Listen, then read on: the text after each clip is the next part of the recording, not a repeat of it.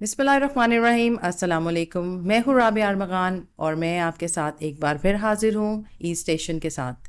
ई station एक ऐसा stop है जहाँ पे आप खूबसूरत लोगों की खूबसूरत गुफ्तगू सुनेंगे, उनके दिल को छू जाने वाली कहानियाँ। और हमारा प्रोग्राम इसलिए यूनिक और ख़ास है क्योंकि हमारे सब मेहमान बहुत ख़ास हैं। हमारे आज के मेहमान भी इसी तरह के एक स्पेशल इंसान हैं और वो बहुत ख़ास हैं क्योंकि उनका जो अंदाज़े गुफ्तगू और उनका जो अदब से ताल्लुक़ है वो उनको बहुत ख़ास बनाता है। और उनका जो ताल्लुक़ है वो स्टेट बैंक ऑफ पाकिस्तान से है, फाइनेंस के हैं बंदे वो, लेकिन ये कि उनका जो दूसरी साइड है उनका आर्ट्स और कल्चर और किताबों से जो ताल्लुक़ है वो बहुत एक यूनिक है। तो आइए मिलते हैं अमाद कासिर से। अस्सलाम वालेकुम। वालेकुम थैंक यू अस्सलाम। So much for coming to the show. Thank you very much for having me. जी अमाद, आप बताइए कि आपका ये जो अभी मैंने इंट्रोडक्शन दिया और आपका जो एक फैमिली बैकग्राउंड है अदब से, तो आप मुझे ये बताइए कि अपनी फैमिली के बारे में बताइए और कैसे आपकी परवरिश हुई और आपने किस तरह से अपना जर्नी जो है वो एज एन आर्टिस्ट स्टार्ट किया। मेरे वालिद ग़ुलाम मोहम्मद कासिर मरहूम बहुत मारूफ शायर थे, recipient of pride of performance award, और पूरी उर्दू दुनिया उन्हें जानती है। उनका एक शेर मैं पेश करूँगा यहाँ। करूँगा क्या जो मोहब्बत में हो गया नाकाम, मुझे तो और कोई काम भी नहीं आता।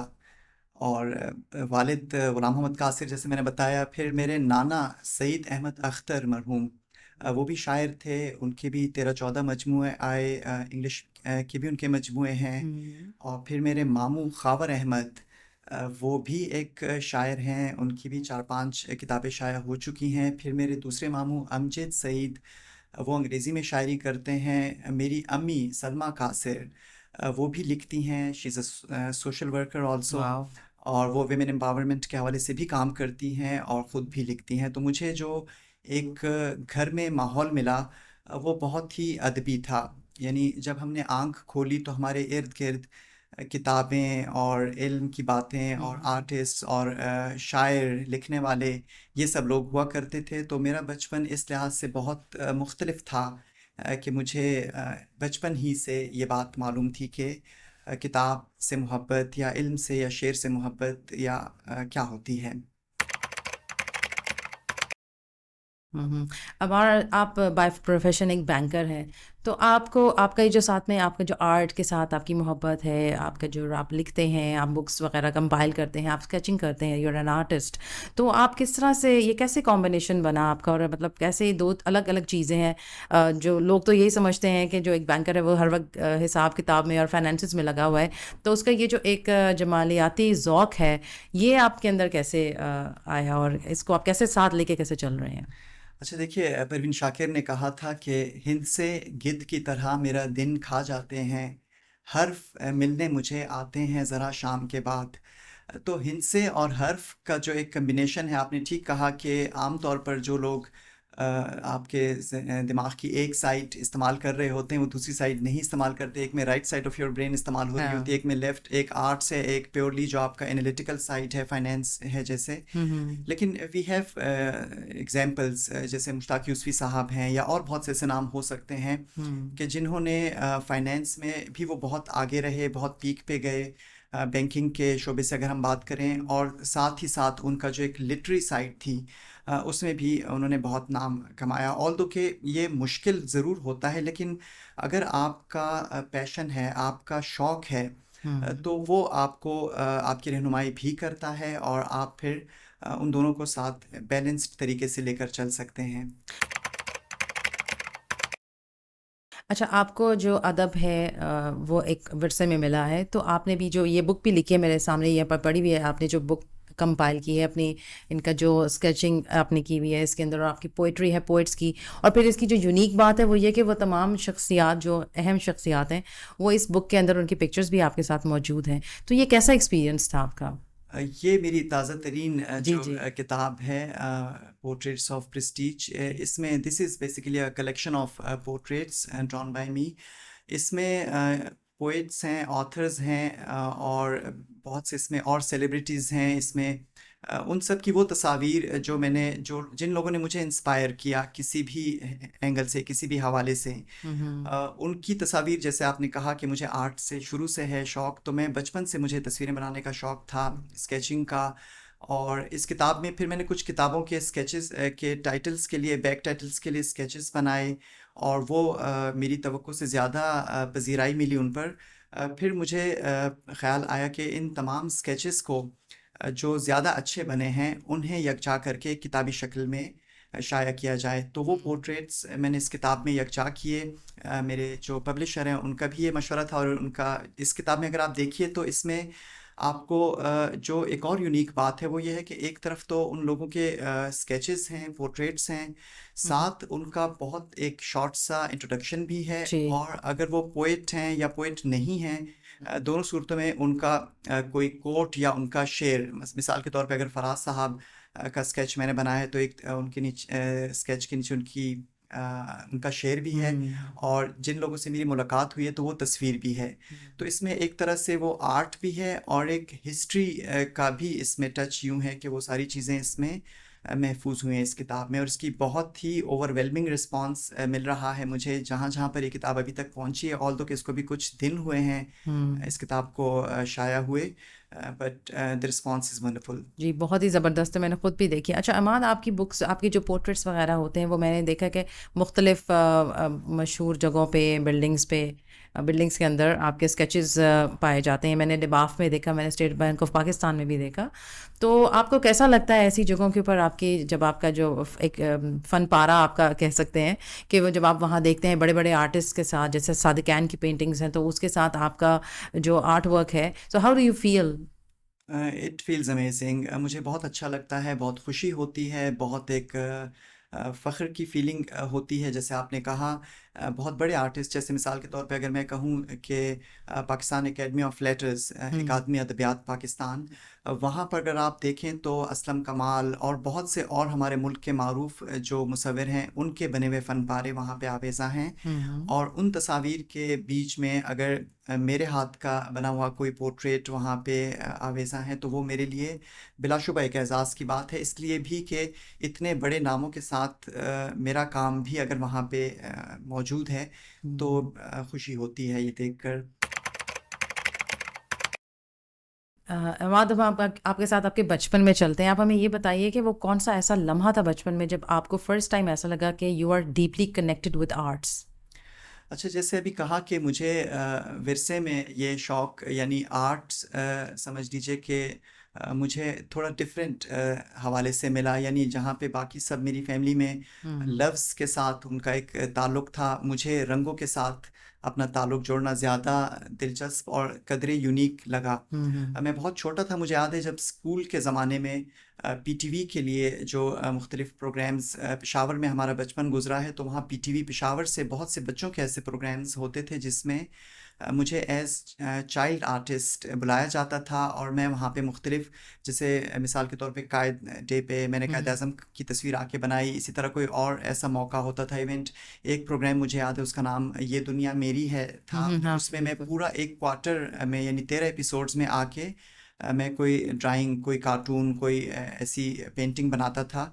तो स्कूल के ज़माने ही से फिर मुझे इतना याद है कि जब हम कहीं बाहर जाते थे किसी नई जगह पे और मुझे कोई काबिल ज़िक्र इमारत नज़र आती थी जो मुख्तलिफ़ होती थी, या कोई ऐसा मंज़र मुझे नज़र आता था, कोई इस तरह की गाड़ी नज़र आती थी, तो मैं उसे हुँ। वापस आके बनाने की कोशिश करता था। हुँ, तो हुँ। वो बहुत बचपन से मुझे इस चीज़ का अंदाज़ा था कि मुझे मुसव्वरी का शौक़ है, और इस शौक़ को मैंने आगे लेकर चलना है। मुझे ये बताएँ कि पोर्ट्रेट मेकिंग जो है that's it's connected to your soul, तो आप उस सोल को किस तरह से कैनवस के ऊपर ट्रांसफ़र करते हैं, या किस तरह से आप उसको वहाँ पे लेके जाते हैं?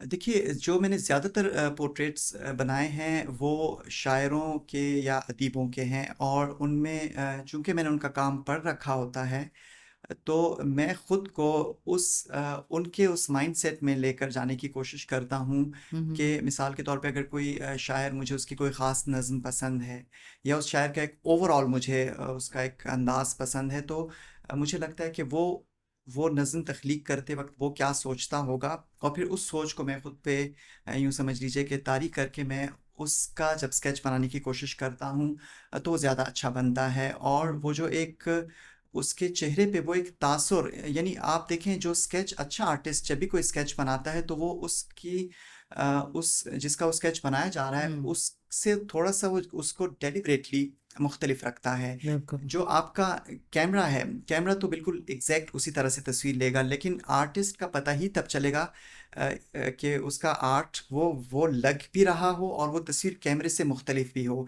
यही वजह है कि ये मेरा अपना पॉइंट ऑफ व्यू है कि जो अल्ट्रा रियलिस्टिक पेंटिंग्स आप देखते हैं, नो डाउट आर्टिस्ट का उसमें आर्ट नज़र आ रहा होता है, लेकिन मुझे ज़ाती तौर पर वो चीज़ उससे ज़्यादा अपील करती है कि जहाँ पर आपका पोर्ट्रेट देखने से लग रहा हो कि ये परवीन शाकिर का पोर्ट्रेट है या अहमद फराज का या गुलाम मोहम्मद कासिर का, लेकिन वो उसकी जो कैमरे की फोटोग्राफ है उससे वो डिफरेंट हो। तो मैं उस बंदे का जो एक उसका एक्सप्रेशन है, उस एक्सप्रेशन को कैच करने की कोशिश करता हूँ, और उसके चेहरे की एक जो तासुर है, मिसाल के तौर पे परवीन शाकिर का स्केच जो इस किताब में शामिल है, जी।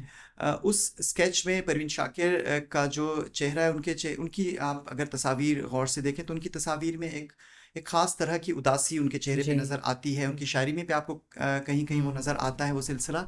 तो मैंने उस चीज़ को कैप्चर करने की कोशिश की। या फराज साहब की आंखों में जो एक ख़ास डेप्थ नज़र आती है, या कायद या इकबाल की तस्वीर के साथ तो हम लोग हमेशा से बहुत देखते आए हैं, उनकी तस्वीर में जो एक ख़ास एक हमें टच नज़र आता है, वो चीज़ एक कनेक्शन नजर आता है ना, एक जैसे हाँ, कनेक्शन भी बिल्कुल। नज़र आता है। और फिर उनकी पर्सनैलिटी का जो एक ख़ास अंदाज़ है, मसलन इकबाल की जो तस्वीर हैं आप जितनी भी अवेलेबल हैं, आप देखें कि वो एक बहुत सोचता हुआ चेहरा गहरी है, सोच, एक मुफक्किर का वो है, वो बिल्कुल है। है ना, ऑन द हाँ, अदर ऐसे हैंड ही आप कायद आज़म को देखें तो वो एक बहुत ही उनका चेहरे पे एक बहुत ख़ास डेडिकेशन, तरह का हाँ, एक एक्सप्रेशन होता है। एक हार्ड वर्क नजर आता है, एक वो उनका डेडिकेशन। एग्जैक्टली सो वो एक्सप्रेशन मैं कोशिश करता हूँ कि उसको कैच करके अपनी पोर्ट्रेट में लेकर आऊँ।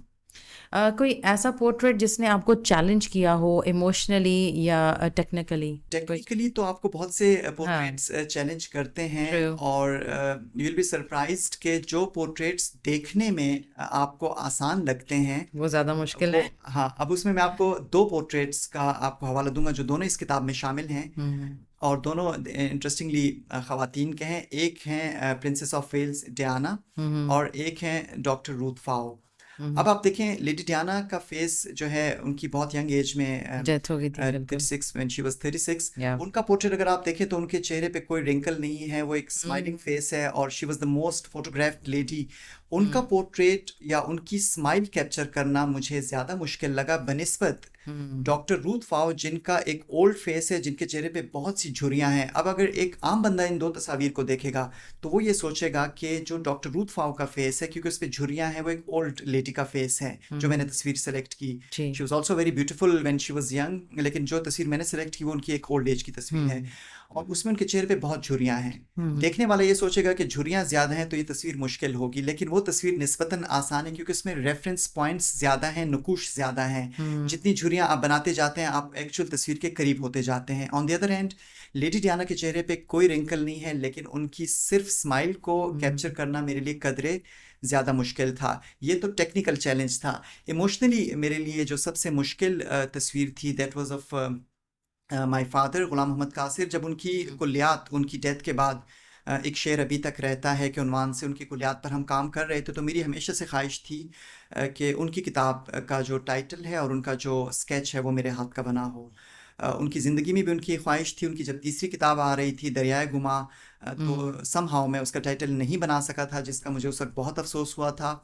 और लेकिन मैंने फिर जब कुलियात का टाइम आया अबू की डेथ के बाद, तो अबू का जो वो वाला स्केच था वो बनाते हुए मुझे बहुत एक अजीब सी फीलिंग यूँ थी। एक तो किसी ऐसे शख्स का स्केच बनाना, पोर्ट्रेट बनाना जो जिसे मैंने देखा हो और बाद में वो दुनिया में न रहा हो, दुनिया वो से मुश्किल लगता है। बिल्कुल। सेकेंडली उस किताब के साथ मेरी इमोशनल अटैचमेंट भी थी। फिर तीसरी चीज़ ये भी थी कि पीपल विल जज मी, कि यूजुअली ऐसा होता है कि आप अगर किसी बड़े आदमी के फर्जंद हैं तो आपको जज किया जाता है। और तो शायरी में तो मुझे I was not blessed with that talent, लेकिन मुझे ये पता था कि सिंस माय फादर, उनका जो लिटरेचर में नाम है वो बहुत बुलंद है, तो लोग मुझे जज करेंगे। तो ये सारी चीज़ें थी, इसलिए मुझे उस तस्वीर ने थोड़ा सा इमोशनली भी it was a challenging portrait. However जब वो बना तो वो बहुत खूबसूरत बना और उसकी बहुत तारीफ हुई। अच्छा, आपने ये जो बुक्स लिखी हुई, सॉरी, आपकी जो बुक जो आपने पायलब की हैं, इसकी तारीफ़ की है आपने, ये 5 असाबे उसलूब शायर, और ये आपकी एक बड़ी ज़बरदस्त, मैं देख रही हूँ ये जो अदबी डायरी है, थैंक यू आपने मुझे अभी दी है। तो ये बहुत ही ज़बरदस्त है कि इसके अंदर आपने हर दिन के साथ एक शेर का लिखा और नीचे सारा अपने यहाँ पे डायरी है। तो इट्स रियली इंटरेस्टिंग। तो ये मुझे बताएं कि जब आप ये काम कर रहे हो तो ये टेक्निकल जो काम है, इसकी आपकी अदबी और जो बसरी आपकी जो नज़र है, उसको कैसे आप कॉम्प्लीमेंट कैसे करते हैं?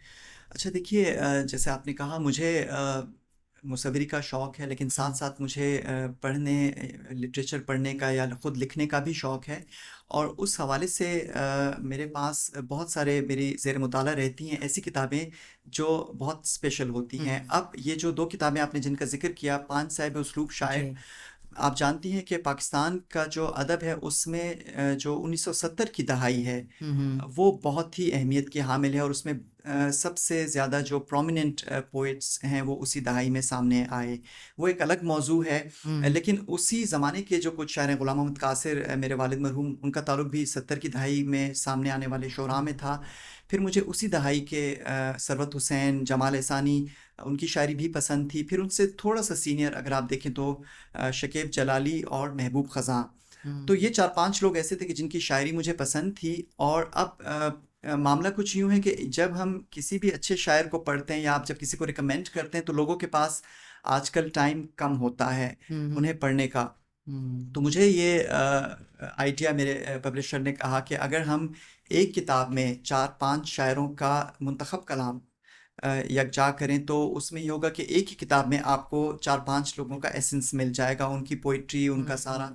तो इस किताब में फिर मैंने इन 5 शायरों की यानी ग़ुलाम मोहम्मद कासिर, जमाल एहसानी, सरवत हुसैन, शकीब जलाली और महबूब ख़ज़ां, इनकी 20-20 ग़ज़लें और 20-20 शेर और इनके साथ एक-एक उनका तारुफ़ी मज़मून वो शामिल ज़बरदस्त। किया। पांच साहिब उस्लूब शायर, इसकी बहुत ज़्यादा पज़ीराई हुई और फिर इसी तर्ज़ पे बहुत सी और किताबें भी छपीं इसको ज़बरदस्त। देखते हुए। और हाँ। जो ये अदबी डायरी है, हुँ, हुँ। इसका भी सिलसिला यूँ है कि डायरीज़ तो आपने देखी होंगी, बहुत से इदारे छापते हैं। हुँ। और डायरी में बस ऊपर डेट लिखी हुई होती है और नीचे एक ब्लैंक पेज होता है। ट्रू। इसमें वो ब्लैंक सफ़ा तो है, लेकिन इसमें हर दिन पे एक नया शेर आपको समझ लीजिए कि वेलकम करता है। हाँ, सुबह जब आप कोई तारीख़ आपको मोटिवेट खोलते हैं, करता है सुबह, बिल्कुल, सुबह-सुबह। तो इसमें हर सफ़े पे अलग शेर है। तो हाँ। इसमें मैंने 365 अशार, जिसमें मेरे हुँ। असातिज़ा से लेकर आज के दौर के शायरों तक के सवाल हैं, उनके अशार हैं।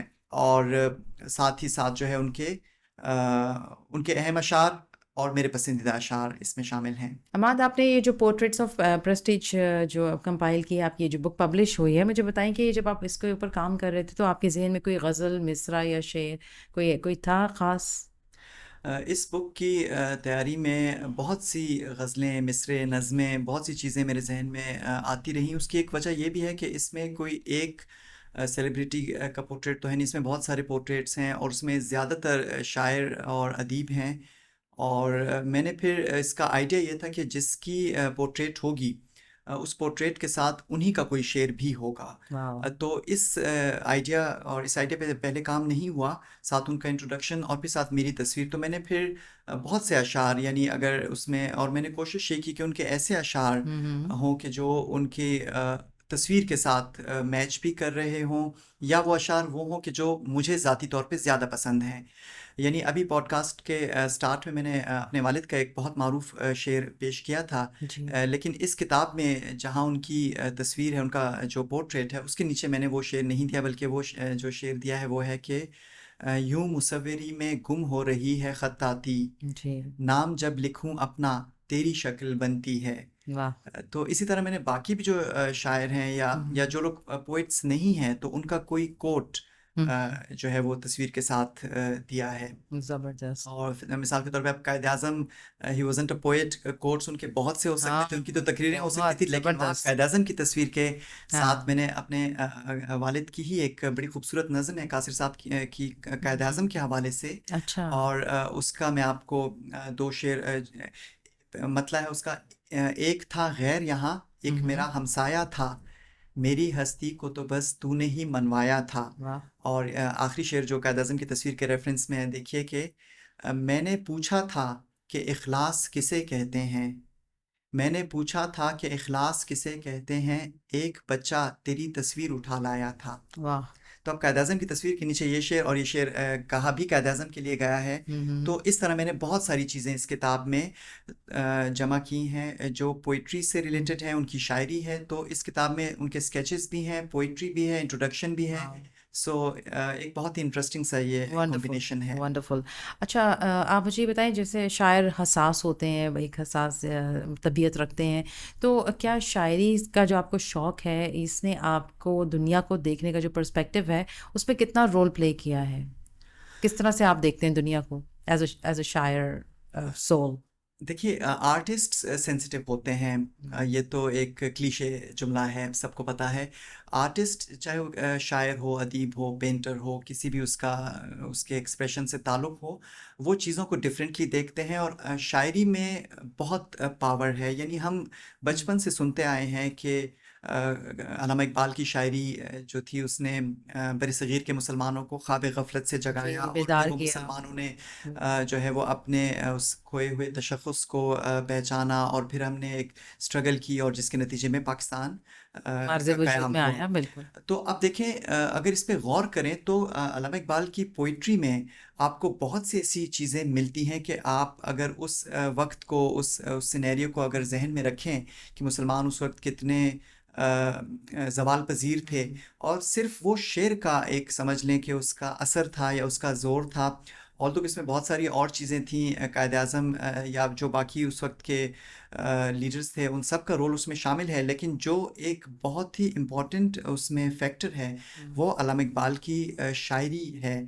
और ये मुल्क एक शायर का ख्वाब है। तो आप यहाँ से अंदाज़ा लगा सकते हैं उसके ख्वाब की ताबीर है इनफैक्ट। बेशक। तो देखिए कि एक शायर की शायरी में इतनी पावर होती है कि वो आपको एक नया मुल्क तख्लीक करके दे सकती है।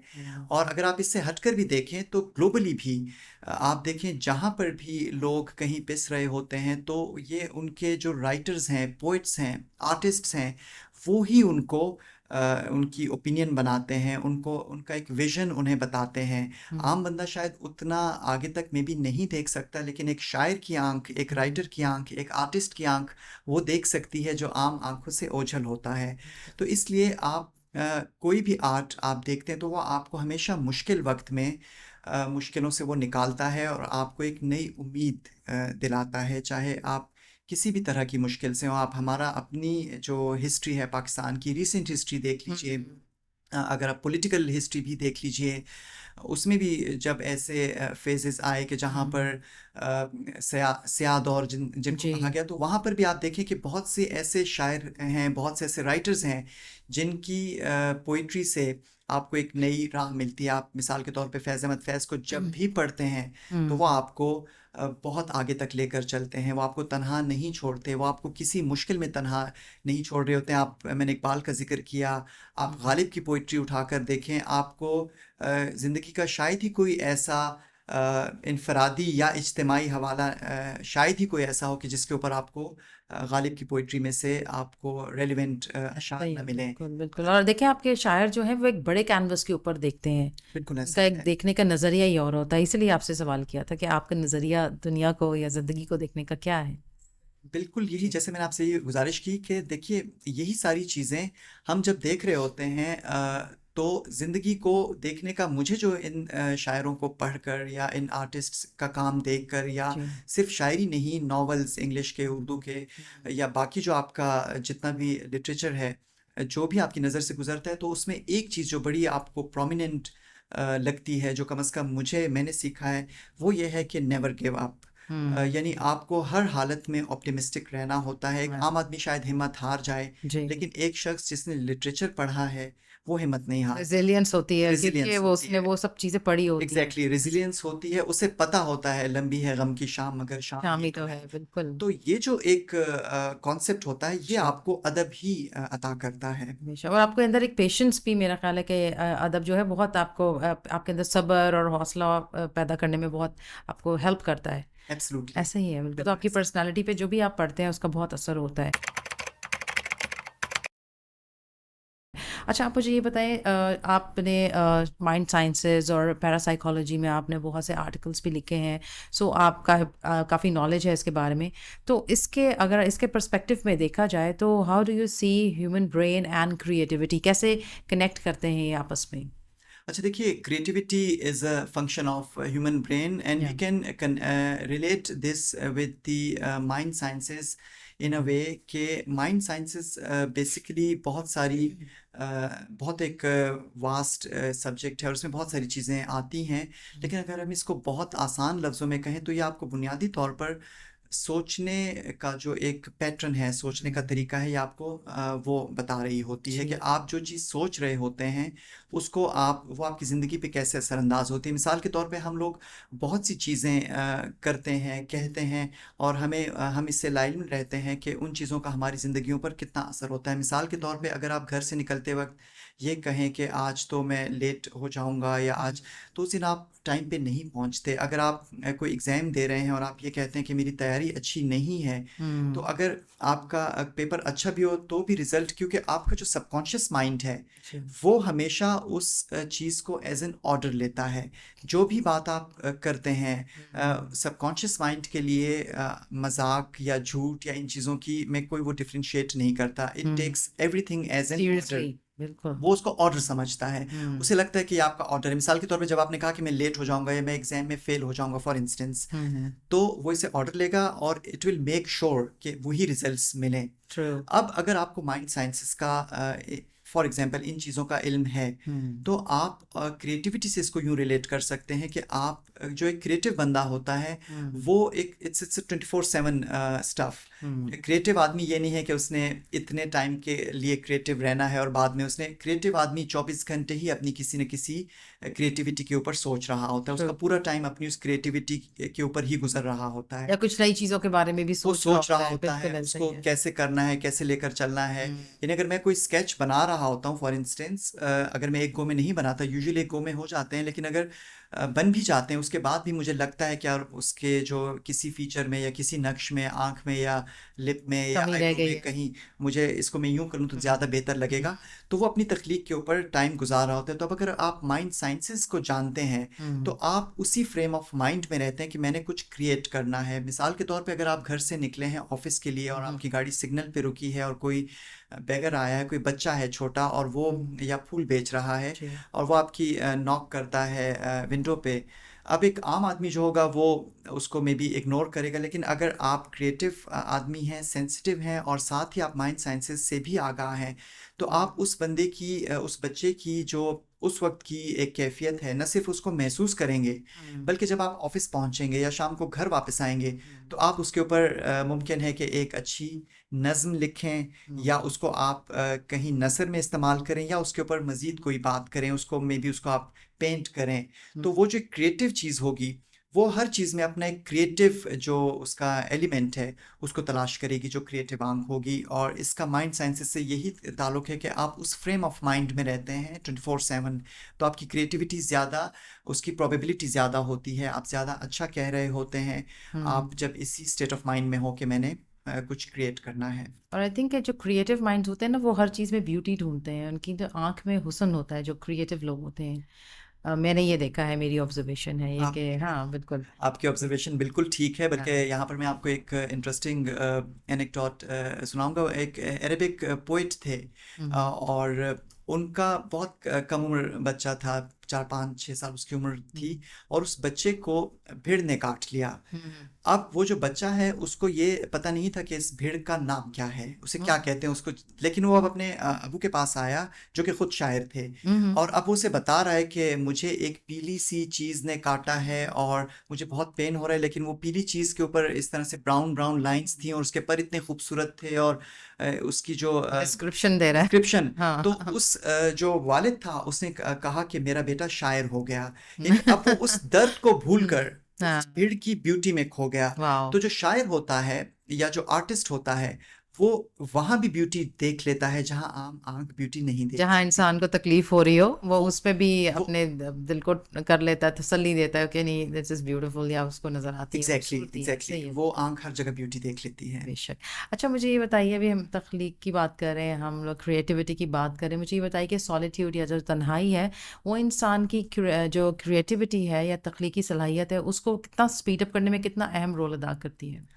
सॉलिट्यूड बहुत वाइटल है और क्रिएटिविटी के लिए। उसकी वजह यह है कि जो भी क्रिएटिव आदमी होता है वो उसे फोकस और कंसंट्रेशन ज़रूर चाहिए होती है। मैंने अभी पिछले सवाल के जवाब में जैसे ये कहा कि वो 24/7 ऑल्दो उस क्रिएटिविटी के ऊपर काम तो कर रहा होता है, हम्म। लेकिन उसे तन्हाई ज़रूर चाहिए होती है अपनी उस चीज़ को मास्टर करने के लिए, अगर वो किसी भी तख्लीक के अमल से गुज़र रहा है। मेरे नाना सईद अहमद अख्तर जिनका मैंने ज़िक्र किया, वो रिटायरमेंट के बाद उनका एक पैटर्न रहा कुछ अरसा कि वो डिया खान में मुकीम थे वो। और वो क्या करते थे कि वो साल 2 साल में एक दफ़ा वो गिलगित या स्कर्दू चले जाते थे 3 महीने के लिए। हम्म। और उन 3 महीनों में वो किसी से कोई ताल्लुक या किसी से कोई राब्ता इनफैक्ट नहीं रखते थे। हम्म। और वो ये कह कर जाते थे कि मैं अपनी नई किताब मुकम्मल करने जा रहा हूँ, जो वो वहीं जाकर 3 महीने में पोइट्री की नई किताब। तो उनकी बुक्स जैसे वर्षांजलि या पूजा के फूल या उनकी 3-4 बुक्स हैं जो उन्होंने उसी ज़माने में लिखी कि वो 2-3 महीने के लिए चले जाते थे। और वो यही कहते थे कि जो सॉलिट्यूड है, जो तन्हाई है, वो आपकी क्रिएटिव जो आपका एक एंगल है उसको बहुत इन्हेंस करती है। तो क्रिएटिविटी के लिए सॉलिट्यूड बहुत ज़रूरी है। क्रिएटिविटी की बात हो रही है तो हम आपसे भी जानना चाहेंगे कि आर्ट्स के बारे में, कि आर्ट्स किस तरह से आपके जो इमोशनल वुंड्स हैं उसको कैसे हील करता है, कितना कितना ज़रूरी है आर्ट? आर्ट बिल्कुल आर्ट का बहुत अहम रोल है। बल्कि हमारे एक आज दौर के एक बहुत ही मारूफ शायर हैं डॉक्टर आफताब मुस्तर, बहुत वेल नोन, उरूस पे उनका बहुत काम है, बहुत अच्छा। जाने माने शायर हैं। बल्कि मैं अब एक जो अगली बात करूंगा तो इससे मेरे ख्याल से शायद ही दुनिया में कोई ऐसा उर्दू सुनने वाला या पढ़ने वाला शख्स हो कि जो जिन्होंने सजाद अली का ये गाना ना सुना हो, साहिल पे खड़े हो तुम्हें जी क्या जी। गम। ये उनका लिखा हुआ है। और अच्छा। इसके अलावा याद तो आती होगी। और हाँ उनके हाँ। सजाद अली के बहुत से लिरिसिस्ट भी हैं। तो उनकी एक अभी हाल ही में उनकी कुलियात आई है और उसमें से एक नज़म है जिसका टाइटल है बुक थेरेपी। अच्छा। बुक थेरेपी, अभी शॉर्ट सी पोएम है, मैं आपको सुनाता हूँ कि बुक थेरेपी। गम किस पर नहीं पड़ते, हम्म। मुझ पर भी पड़े थे, मगर मैं उन्हें बुक थेरेपी के रीडिंग प्याले में वाह। घोल कर पी गया। तो वाह। आप देखिए उन्होंने इस नज़म में आपके सवाल का जवाब दे दिया कि अगर आप बुक थेरेपी का रीडिंग प्याला है आपके पास तो हम्म। आप उसमें कोई भी गम घोल कर पी सकते हैं। और हम्म। जैसे मैंने शुरू में कहा कि हमारे पास फैज़ साहब की मिसाल है, या हमारे पास इकबाल की मिसाल है, या गालिब की। यानी ये वो शायर हैं, या इनके अलावा आपको अगर इनके पढ़ते हैं, या बहुत से ऐसे नॉवेल्स हैं हम्म। जो मैंने अपनी ज़िंदगी में बहुत से मौक़ों पर ऐसा मुझे ऐसे हालात आए, ऐसे मौके आए कि जहाँ पर मुझे लगा कि अब बहुत मुश्किल हो जाएगा, लेकिन वहाँ पर अगर किसी चीज़ ने मेरी उंगली थामी या मुझे रास्ता दिखाया तो वो लिटरेचर ही था। अच्छा, आपका यूट्यूब चैनल है इमाद्स ओडिसी, उसमें आप बुक रिव्यूज़ भी देते हैं, उसमें पोइट्री भी है, उसके अंदर आपका आर्ट, म्यूज़िक, आपके स्केचिंग, तो ये सारी चीज़ें जो हैं ये आपको किस तरह से, ये सारा जो ब्लेंड है इतनी डिफरेंट चीज़ों का, ये कैसे आपको यूनिक बनाता है आपके इस चैनल को? इट्सेल्फ ये जैसे आपने कहा इसमें इतनी बहुत सारी चीज़ें हैं। बेसिकली वो मेरा ही एक एक्सप्रेशन है। मुझे जैसे मैंने कहा मेरी बहुत ही एक मल्टी डायमेंशनल किस्म के मेरे शौक़ हैं जिनका आपने अभी हवाला दिया। जी। तो मुझे लगता था कि जो मैं चीज़ें पढ़ता हूँ या जो मेरे इंटरेस्ट्स हैं, पैरासाइकोलॉजी में है या बुक हुँ। रिव्यूज़ में है या पोइट्री में है, तो वो मैं औरों के साथ भी शेयर करूँ। तो बुनियादी जो वजह थी उस चैनल की वो यही थी। और इसलिए उसमें आपको बुक रिव्यूज़ भी मिलेंगे, उसमें आपको डिस्कशंस भी मिलेंगी, आपको पोइट्री रेसिटेशंस हुँ। भी मिलेंगी। तो ये सारी चीज़ें इसी तरह से हैं। तो आजकल के जो फ़ास्ट पेस्ड डिजिटल दौर है इस वक़्त का, तो आपको उसमें कैसे अपने कंटेंट में आप कैसे इतनी डेप्थ लेके आते हैं? देखिए डेप्थ तो अब जो कंटेंट आप अगर आप किसी जो बुक आपको पसंद है, फॉर इंस्टेंस मैंने जिन बुक्स के ऊपर रिव्यू किए हैं, नॉवेल्स हैं उसमें अंग्रेज़ी के भी, उर्दू के भी, और उसमें माइंड साइंसेस के हवाले से भी बुक्स हैं। जैसे द सीक्रेट बुक है हुँ। रोंडा बर्न, उस पे भी रिव्यू हुँ। है। या हाल ही में मैंने अली अकबर नातिक का बहुत खूबसूरत नावल है कूफा के मुसाफिर, उसका रिव्यू किया, या इन्फर्नो, या आपका डिविंची कोड। अब ये सारी बड़ी मुख्तलिफ, या महमूद अली अयूब की किताब है ट्रेजिडी एंड डिफाइंस, उस किताब के ऊपर रिव्यू किया। तो वो सारी की सारी चीज़ें, डेप्थ तो आ जाती है आपकी उसी, यानी जिस टॉपिक पे आप बात करें डेप्थ ऑलरेडी होती है। अब जो आपका दूसरा जो उसका क्वेश्चन का जो हिस्सा है कि इस डिजिटल दौर में, कि जहाँ पर अब बात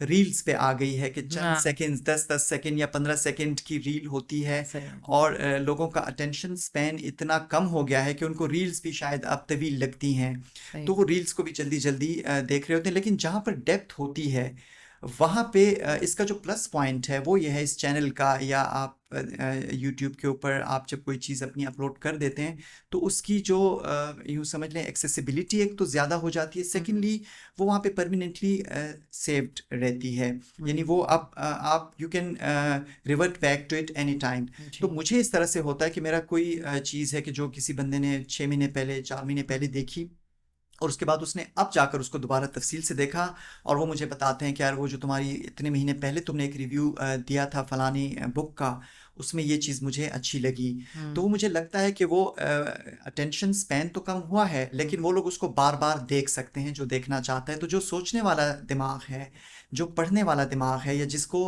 डेप्थ चाहिए किसी कंटेंट में, वो रिवर्ट बैक करता है। बिल्कुल।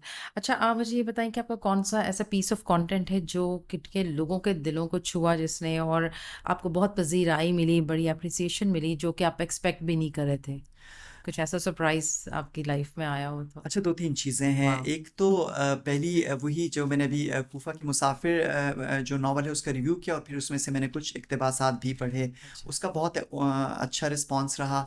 फिर मैंने महमूद अली अयूब साहब की एक किताब हाल ही में आई है ट्रेजिडी एंड डिफाइंस, जिसमें उन्होंने सिल्विया प्लेथ, फ़रोख़ फ़रोख़ज़ाद और परवीन शाकिर, इन तीनों शायरात की ज़िंदगियों में और शायरी में जो सिमिलैरिटीज़ हैं इसको डिस्कस किया है। तो इस किताब का रिव्यू भी लोगों ने बहुत पसंद किया। फिर द सीक्रेट बुक है उसका रिव्यू, और फिर मेरे फादर की ग़ुलाम मोहम्मद कासिर मरहूम की एक बहुत ही यूनिक पोएम है समिता पाटिल, वो मैंने रिसाइट की थी, तो उसका भी बहुत अच्छा रिस्पॉन्स आया है। वो चैनल पे मौजूद है तो उसको भी लोग बहुत सुनते हैं। अब हमारा है रैपिड फायर राउंड। तो हम आपसे कुछ क्वेश्चंस करेंगे जिसके आपने फौरन फौरन जवाब देने होंगे, जो भी आपके जहन में होगा। टी और कॉफ़ी? कॉफ़ी। माउंटेन्स और beaches? Mountains. Okay. Early bird और नाइट आउल? अलीबर्ड। बुक्स और podcast? Books. Okay. Work from home और office? Work from home of course. First job you ever had? State bank of Pakistan. Okay. One skill you wish to have you had mastered? Um, I think painting, still, I think that I needed to master it. The most used app on your phone? Um, app, WhatsApp? maybe WhatsApp, or yes. A book that changed your life? There are many books. If I mean, there can be so many books. But I need to know about the one. Rapid fire. फौरी तौर पे आप देखें, कुरान मजीद का आप नाम ले सकते जी हैं, बिल्कुल कुरान मजीद, लेकिन वो आपको एक बिल्कुल ही डिफरेंट उसका बन जाता है सिलसिला। बिल्कुल। वो एक बिल्कुल रिलीजियस मामला है, वो तो मैंडेटरी है। उससे हटकर there can be so many books. I would say the secret Okay. By Rhonda Byrne. I'm asking about the book that changed your life. तो The Secret है, अगर आपकी लाइफ चेंज की है? The secret. Okay. Okay. If you could have dinner with three people, dead or alive, who would they be? This is interesting. Mm-hmm. Nikola Tesla Okay. And Sadequain Mm-hmm. And Quaid Azam. Wow. A superpower you would love to have? May be time traveling. Okay. The strangest food you have ever had? In Karachi, I was offered that that isn't that strange, but for me it was kind of strange. It was some केकड़ा कबाब Oh my God, इसका तो नाम ही काफी खौफनाक है. Okay. One thing you always carry in your pocket. Perfume. Wow. Okay. A quote you live by. A quote I live by is live like Ali and die like Hussein. Wow. The best advice you have ever received. Be yourself. Mhm. Okay. The most fearless thing you have done in your life. I don't fear at all. I think anything I do, the fear factor isn't there. So anything I do it fearlessly. Okay. One word to describe your 2025 vision. Be yourself. Okay. So हमारा अब fire chat It's round been खत्म हुआ. so interesting. ठीक है. मजा आया आपको? बहुत एंजॉय किया ज़्यादा. आपने? It was lovely. Okay. If you could describe your own odyssey in 3 words, what would they be? Um, And I why? am, yes, What and why? optimistic Mm-hmm. and expressive Mm-hmm. and authentic. Nice. Optimistic, as I mentioned earlier, कि मुझे एक ही ये strength खुद में लगती है कि किसी भी तरह के हालात हों, one should never give up. और ये चीज़ मुझे बहुत शुरू से शायद अबू ने यही मैसेज दिया था कि पॉजिटिव थिंकिंग रखनी है. सो और फिर बहुत से ज़िंदगी के मराहिल पे मुझे पता चला और महसूस हुआ कि ऑप्टिमिज्म आपको कैसे चीज़ों में से लेकर निकलता है. और एक्सप्रेसिव होना, जैसे मैंने कहा, ये जो आर्ट है ये भी एक तरह का एक्सप्रेशन ही है. चाहे आप पेंटिंग कर रहे हैं, चाहे पोइट्री कर रहे हैं, चाहे आप कुछ भी कर रहे हैं, that is an expression, kind of an expression. और ऑथेंटिक ये है कि अल्लाह ताला ने हमें हर एक को बिल्कुल मुख्तलिफ बनाया है. तो हमें अपने आप को, हम जैसे हैं हमें वैसा ही रहना चाहिए. हमें किसी और की वैलिडेशन की या किसी की इसकी ज़रूरत नहीं होनी चाहिए कि कोई हमें वैलिडेट करेगा तो ही हम कुछ बनेंगे.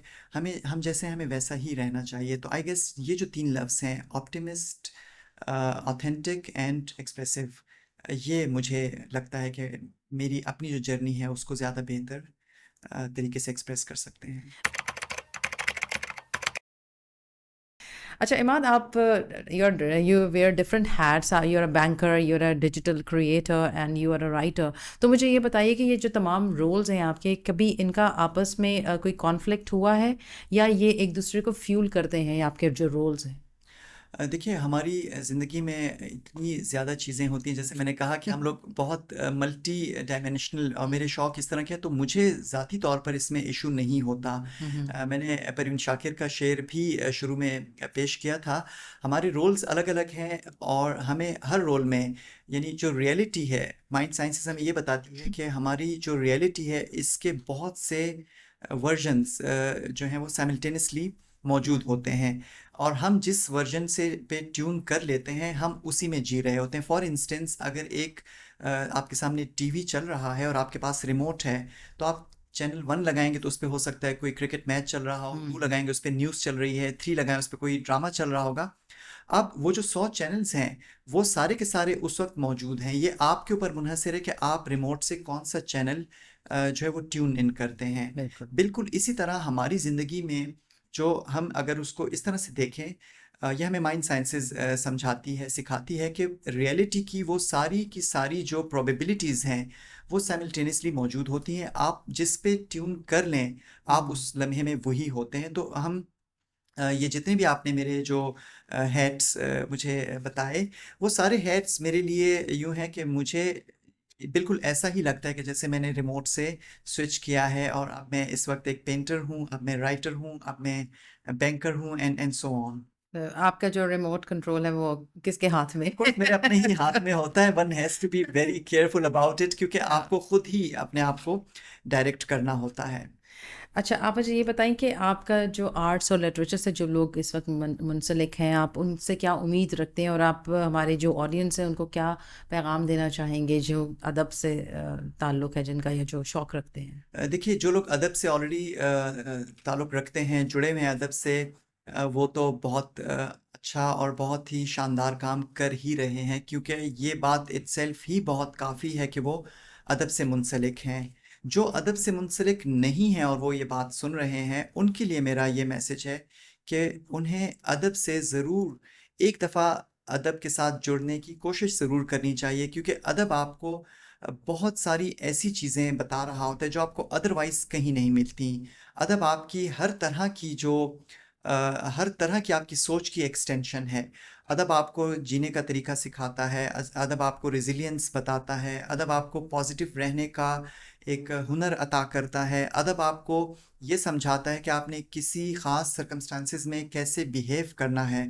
तो ये सारी की सारी चीज़ें हमें लिटरेचर से, पोइट्री से और हमें किताबों से ही मिलती हैं। आजकल अनफॉर्चुनेटली डिस्ट्रैक्शंस इतनी ज़्यादा हो गई हैं, और इस डिजिटल उस वर्ल्ड में चूँकि बहुत सारी चीज़ें हमारे लिए बहुत आसान हो गई हैं, उनकी एक्सेसिबिलिटी बहुत आसान है, इसलिए लोग डिस्ट्रैक्ट भी बहुत होते हैं। लेकिन अदब से जुड़े रहना बहुत ज़रूरी है। जो लोग अदब से नहीं जुड़े, उनके लिए ये मैसेज है कि वो अदब से एक दफ़ा ज़रूर जुड़ कर देखें।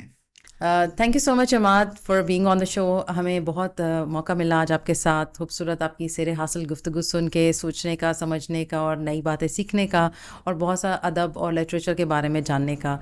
और लाइकवाइज बहुत बहुत शुक्रिया, thanks a lot for having me on the show. बहुत अच्छा लगा, बहुत ही खूबसूरत डिस्कशंस रही। Thank you very much. और हमारी ऑडियंस से भी हमें उम्मीद है कि आजकल के इस अफरा तफरी के दौर में हमारे जो ख़ास मेहमान आज आए थी, उनके गुफ्तगू का ठहराव हमारे जो ऑडियंस हैं उनको भी रुकने पे मजबूर करेगा, और आप इस शो को ज़रूर इन्जॉय करेंगे। तो थैंक यू सो मच, और मेरी तरफ से अल्लाह हाफिज़।